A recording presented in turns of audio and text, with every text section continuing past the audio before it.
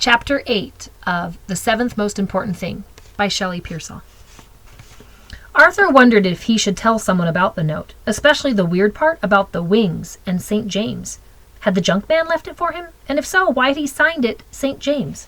He considered bringing the note to his probation officer when he went for his first appointment a few days later, but after meeting her, he was glad he hadn't. In juvie, he'd heard that some officers were nice and some were complete jerks. His officer turned out to be a short, box-shaped woman named Wanda Billy, who didn't seem to have much patience for anything. Her office was in the basement of the courthouse. Arthur's mother dropped him off while she went to look for a free parking, and it took him forever to find the right hallway and the right numbered door. The whole place appeared to have been designed as a human maze. "You're late," Officer Billy said when he walked into her office 15 minutes past his 2 o'clock appointment time. Arthur glanced at the clock above the officer's head and tried to explain. "I couldn't find—" "Stop."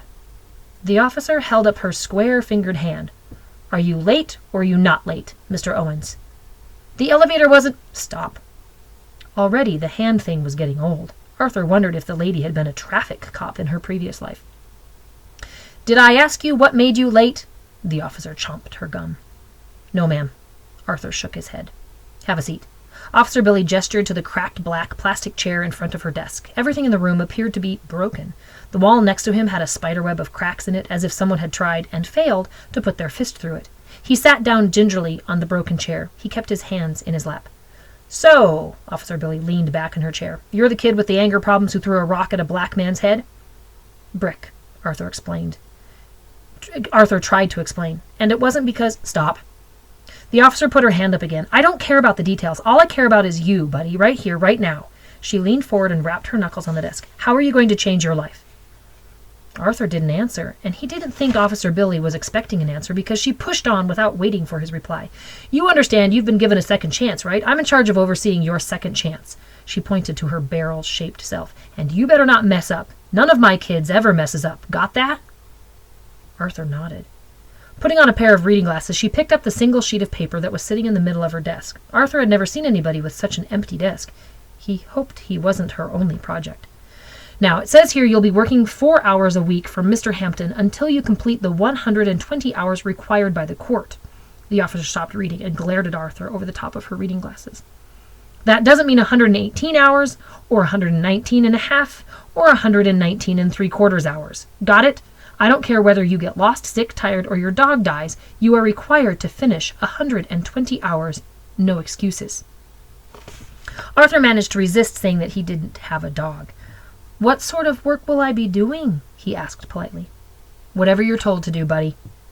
He knew he shouldn't keep going with this futile line of conversation, but he did.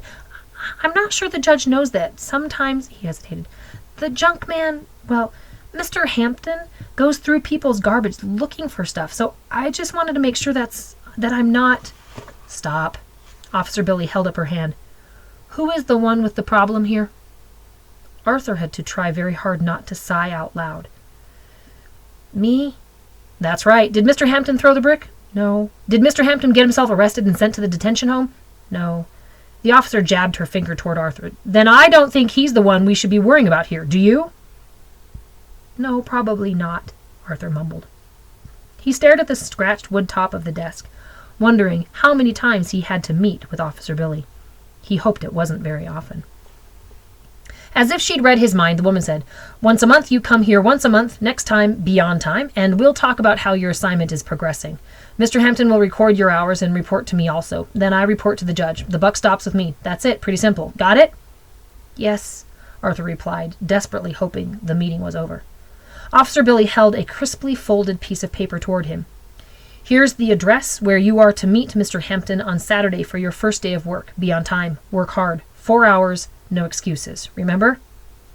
Arthur took the paper and nodded. "Yes, ma'am." He stood up and started to ease toward the door. "Stop!" the officer called out behind him. Arthur didn't even need to look to know she had her hand up. He turned around reluctantly.